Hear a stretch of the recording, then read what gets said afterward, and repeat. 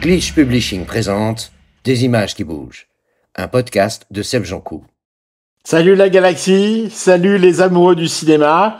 Aujourd'hui, je reprends pour un nouvel épisode du classement le plus aberrant du cinéma, les 197 meilleurs films d'après moi. Encore faut-il que vous ayez envie, vous ayez les mêmes goûts que moi. L'idée, vous le savez, pour ce podcast, c'est de vous proposer des films pour répondre à cette problématique qu'on a tous. On a envie de regarder quelque chose, mais on sait pas quoi, et on scrolle pendant des heures, et puis finalement on laisse tomber. Donc du coup, voilà, lancez même aléatoirement un épisode des images qui bougent, et vous aurez rapidement la réponse à votre problématique. Trouvez un bon film. Aujourd'hui, c'est simple, je vous présente 10 films super qui ont, pareil pour moi sur IMDb, tous des notes supérieures à 7, c'est-à-dire ils ont tous une note de 8. Alors là, clairement, on n'est que dans des films que j'adore, hein, vraiment, et qui sont dans des styles assez différents. C'est même presque éclectique, et pareil, qui s'étale sur pas mal d'années. Bien 4 décennies à peu près, quelque chose comme ça.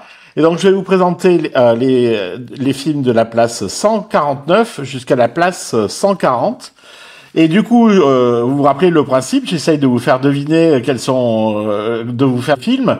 Donc à la place 149, un film extrêmement connu, presque légendaire, qui se passe en milieu maritime, et je dirais même qu'il se passe en milieu sous-marin. C'est un film de 1989 qui a vu apparaître les premiers effets spéciaux digitaux. Effectivement, il y a une séquence avec des images de synthèse dans ce film. Pourtant, c'était 1989, donc c'est vraiment les prémices des effets spéciaux. Un très grand réalisateur qui est devenu une légende depuis. Si je vous dis que c'est un film de James Cameron, vous avez trouvé, évidemment, je vous parle de Abyss. Ce film, je l'adore. Et d'ailleurs, si vous avez il vient d'être remasterisé par James Cameron en 4K HDR, et la copie est vraiment magnifique. Ce que Cameron a fait là sur ses films, il a aussi refait Predator et d'autres vieux films en 4K HDR. Ces copies sont devenues magnifiques. J'ai vu Predator, n'importe quoi, Terminator, excusez-moi, je raconte n'importe quoi. Terminator il y a quelques jours, et vraiment la copie est magnifique. Donc c'était Abyss, donc de James Cameron, avec Ed Harris, que moi je découvrais, qui est devenu un de mes acteurs préférés. Ed Harris, il est formidable. Rappelez-vous, si vous ne l'avez pas vu, rappelez-vous si vous l'avez vu, cette scène de noyade dans le sous-marin, qui, moi, est restée comme une des scènes les plus intenses et les plus touchantes que j'ai vues au cinéma. Et c'était, pourtant, il y a une éternité. J'étais mineur à l'époque. Ensuite, un film que j'ai beaucoup aimé, un film de 2004, donc qui a déjà 21 ans, c'est ahurissant, qui est, je crois, un premier film, si je ne m'abuse. Peut-être qu'il avait fait des courts-métrages avant, mais je pense que c'est son premier long-métrage. C'est un film américain, réalisé par à l'époque un jeune réalisateur qui était un acteur de série connu, qui jouait le rôle principal dans une série qui s'appelle Scrubs. Ça vous dit quelque chose, Zach Braff? Je vous parle évidemment de Garden State, un film magnifique, avec Zach Braff dans le rôle principal masculin et Natalie Portman dans le rôle principal féminin. C'est une love story, c'est même une rom-com, on pourrait dire, mais d'une grande beauté, d'une grande poésie. Ce film, il est vraiment magnifique, et il vient d'une époque où, je dirais, les rom-com étaient pas encore un style complètement cramé, et donc il a une certaine fraîcheur, ce film. Très belle musique aussi. Du coup, si vous ne le connaissez pas et que vous avez envie de passer une soirée un peu romantique, regardez Garden State. C'est un film vraiment magnifique qui est disponible sur toutes les plateformes ou en VOD sans aucun problème. Donc c'était Garden State à la place 148. D'ailleurs, Zach Braff a fait d'autres films très chouettes. J'ai même participé il y a quelque temps à un Kickstarter pour financer un de ses films. Et c'est chouette, ce gars, il a pas peur de monter des projets de taille plus petite, dont il est à la tête d'un point de vue créatif. Et bon, moi évidemment, je soutiens à fond les gens qui s'autoproduisent et qui essayent d'être autonomes dans leur création. Donc je passe à la suite avec un film très différent, clairement pas du tout la même ambiance, qui est un drame musical. Et non, je ne parle pas de Whiplash. Un drame musical avec un acteur que vous connaissez peut-être, qui est dans la carrière et je dirais au début, et c'est clairement ce film qui a donné le coup de départ pour sa carrière. Donc c'est un film avec Riz Ahmed. Vous connaissez ce gars? Je vous parle d'un film où Riz Ahmed joue un batteur de heavy metal. Malheureusement, il perd l'audition et du coup, ça devient de plus en plus difficile de jouer de la musique et de vivre de sa passion. Et c'est un film très touchant qui, moi, m'a beaucoup ému, d'autant plus que son sound design est vraiment extrêmement à la pointe, puisque, évidemment, faire entendre la cécité, en gros, le sound designer, le réalisateur et l'ingénieur du son ont réussi à mettre le spectateur dans la situation du protagoniste. Et du coup, c'est un film magnifique. Et donc, c'est Sound of Metal, si je n'ai pas déjà dit le titre, Sound of Metal, un film magnifique de Darius Marder. Et je vous invite à le voir un jour où, par contre, vous avez peut-être un bon moral et que vous vous sentez prêt à affronter quelque chose d'un peu triste, un peu sombre. Et c'est vraiment un très très beau film. Donc, c'était Sound of Metal à la place 147. Et maintenant à la place 146, alors c'est un classique, et c'est un classique qui date de 2001, donc du coup quasiment une autre période dans l'histoire de l'humanité, puisque en gros c'est un film qui est antérieur au 11 septembre, mais c'est déjà un film de guerre américain. Mais du coup, qui se passe sur un terrain différent des terrains actuels des films de guerre américains. C'est un film de Ridley Scott qui est très beau, moi que vraiment, je pense que c'est même un des meilleurs films de guerre que j'ai vu, de tous les films de guerre que j'ai vus. Vous avez trouvé de quoi je parle? C'est un film qui se passe en Somalie, un hélicoptère qui se crache. Je parle évidemment de La Chute du Faucon Noir, donc film de 2001, qui voit une bataille militaire au sein d'une ville et qui voit une armée ultramoderne affronter une population. Du coup, il y a de quoi cogiter quand on parle de guerre asymétrique. On est au cœur de ce truc-là, mais il y a un suspense dingue dans le film. Et même au-delà de ça, c'est aussi ça que j'aime dans les films de guerre. C'est qu'il faut beaucoup d'acteurs pour faire vivre un film de guerre. Et du coup, ce film, il a révélé des dizaines d'acteurs qui étaient là pour leur première apparition ou peut-être leur deuxième.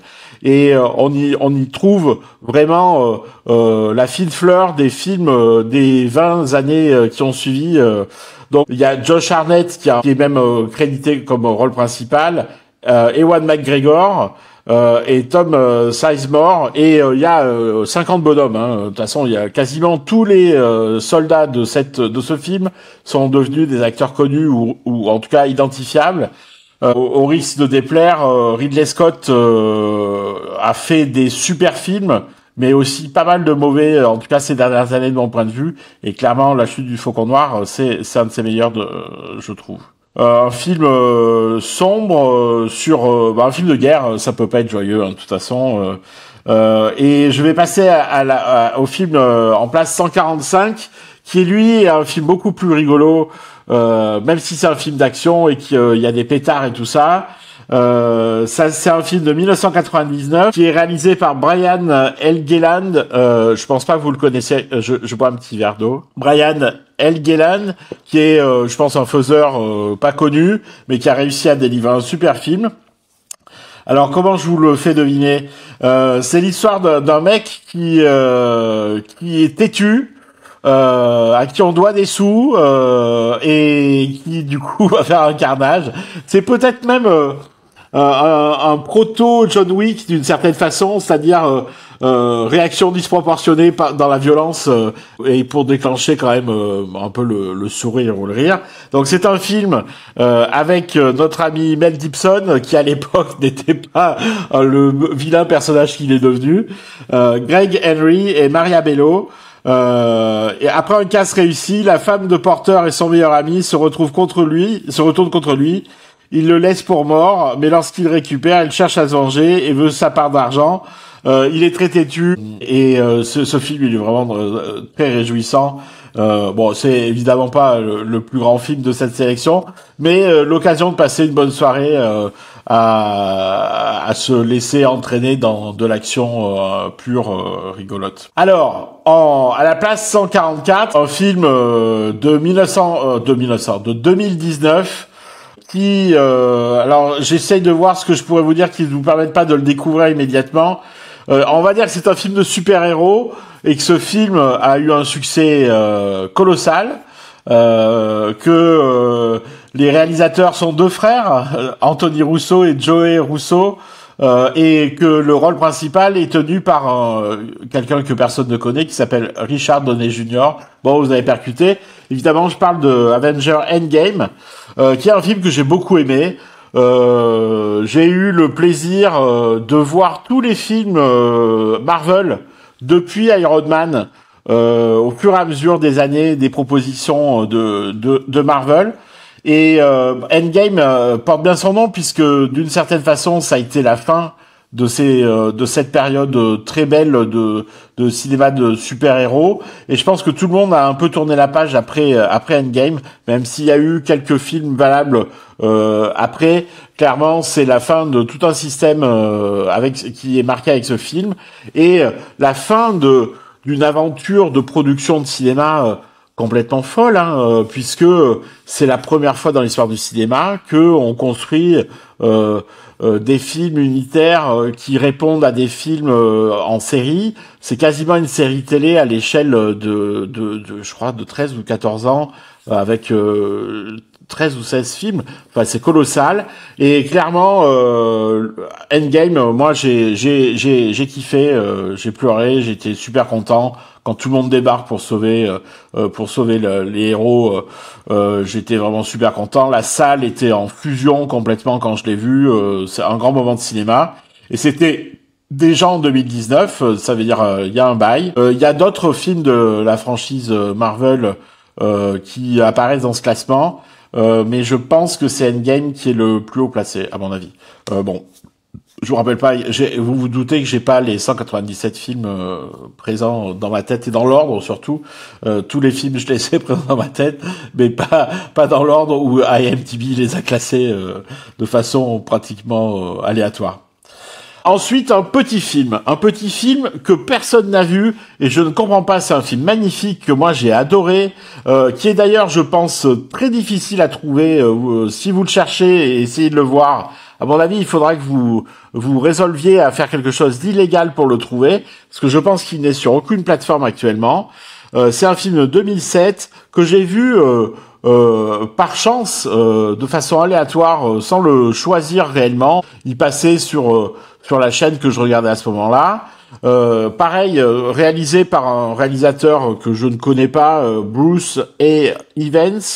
Par contre, avec une vedette que je connais et que j'aime depuis toujours, notre ami Kevin Costner, que moi j'aime depuis des décennies, qui est vraiment un mec qui incarne un méta-personnage que j'aime vraiment beaucoup. Et avec Kevin Costner, il y a Demi Moore et William Hurt, donc vraiment un beau casting.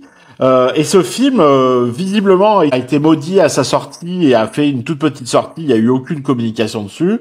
Ce film, c'est un thriller sur un serial killer.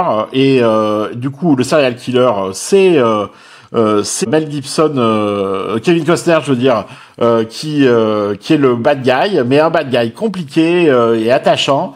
Et ce film, il s'appelle Mr. Brooks, et du coup, qui est le nom du personnage de Kevin Costner. Il y a une enquête, il y a des retournements, du suspense, c'est un super scénar. Je pense d'ailleurs c'est peut-être même un meilleur scénario qu'un meilleur film.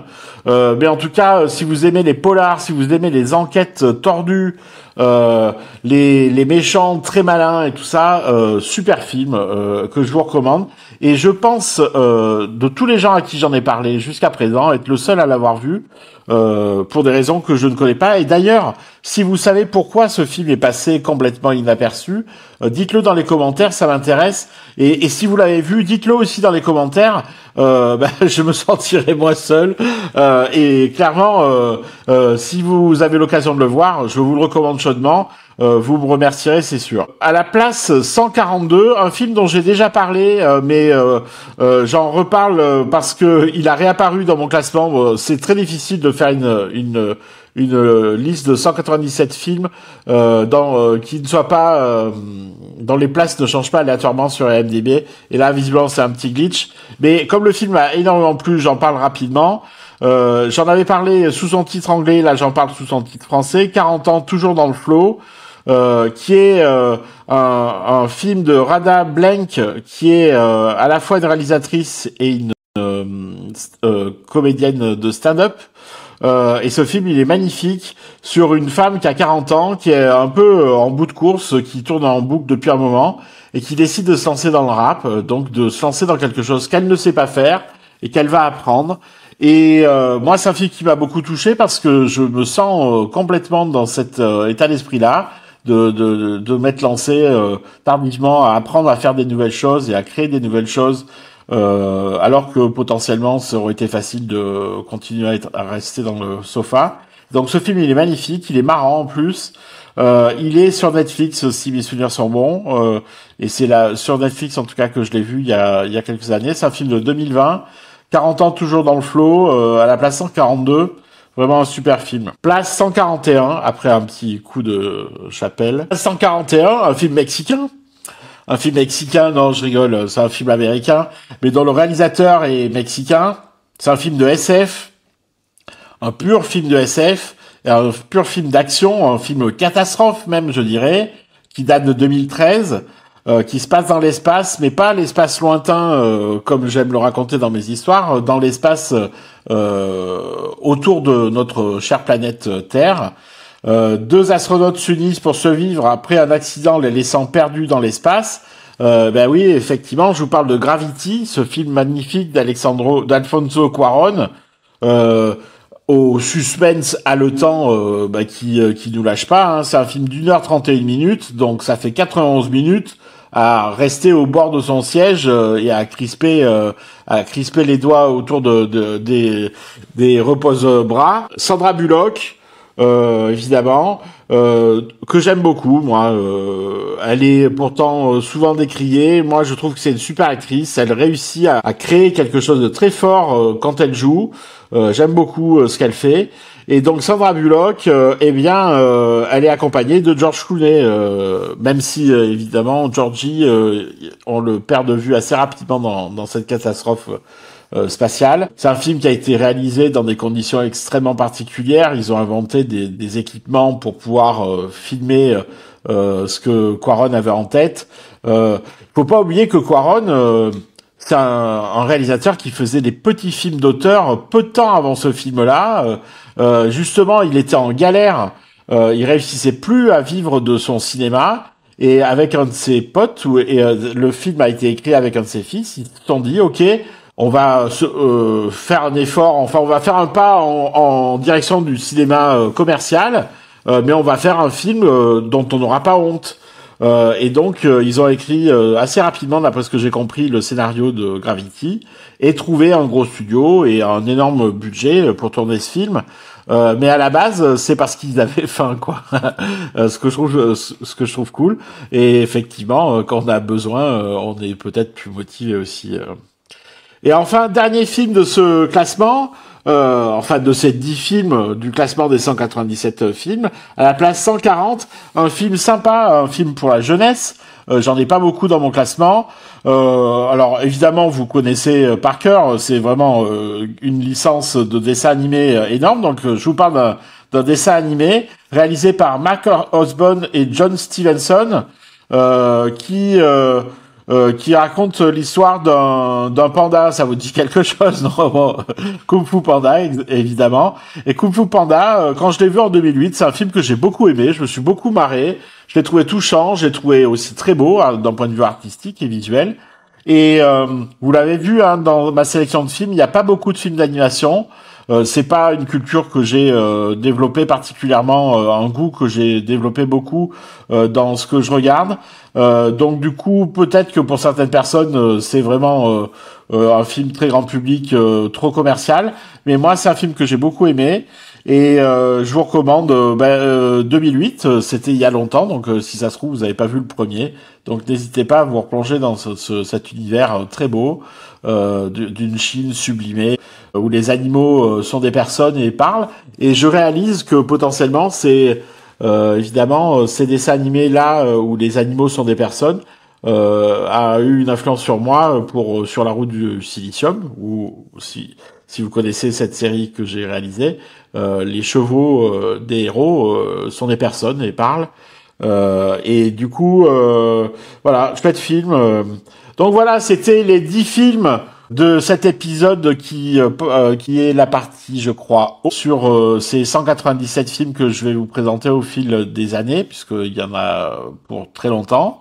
Ça commence avec Abyss, ça se termine avec Kung Fu Panda, une grande diversité de films, mais une grande intensité quand même d'émotion pour chacun de ces films-là. Je pense que c'est le point commun entre tous. Et clairement, pour moi, un bon film, c'est un film qui m'émeut. Clairement, je donnerai toujours une meilleure note à un film qui m'a fait pleurer, par exemple, qu'à un film qui m'a montré 2 milliards de matériel à l'image. Ça, je m'en fous un peu. Ce qui compte pour moi, c'est ce que je ressens quand je vois le film. Donc du coup, j'espère que ça vous aura intéressé, et surtout ce que j'espère, c'est que vous allez regarder certains de ces films, parce que l'impression que j'ai, c'est que de moins en moins, je trouve de films qui me stimulent et qui me plaisent. Et donc, du coup, se tourner vers le passé, c'est peut-être pas une mauvaise idée pour trouver des bons films. Donc voilà, c'était Seb Jonkou pour Glitch Publishing. Si vous êtes encore là, merci de m'avoir regardé jusqu'à la fin. N'hésitez pas à faire un petit pouce vers le haut pour dire que vous avez aimé la vidéo. N'hésitez pas à la partager, même si vous voulez nous soutenir.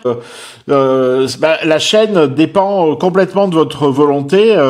Coup de bol, vous êtes plus de 3000 maintenant à vous être abonnés à la chaîne, et c'est formidable, je trouve ça super. Mais c'est justement parce que vous êtes 3000 à avoir participé, à avoir commenté, à avoir liké, à avoir partagé, que la chaîne se développe. Donc si vous avez envie de donner un petit coup de main, partagez le contenu, et surtout regardez d'autres vidéos. Déjà, ce podcast, lui, en est à son 11e épisode, mais évidemment, moi, le gros de ma passion, je le passe dans mes podcasts de séries immersives. Et donc, actuellement, on est en pleine diffusion de la série Cœur Galactique, qui est un space opéra, je dirais, en action et en aventure, qui en est à son 7e épisode en diffusion là actuellement. Potentiellement, c'est une bonne alternative aux écrans, là justement, si vous pensez que vous regardez trop les écrans. Écoutez une histoire de Glitch Publishing, et il y a vraiment de quoi faire décoller n'importe qui, je pense. Donc voilà, allez, salut, j'arrête de vous prendre la tête. À très bientôt pour des images qui bougent. C'était Seb Jonkou pour Glitch Publishing. Salut!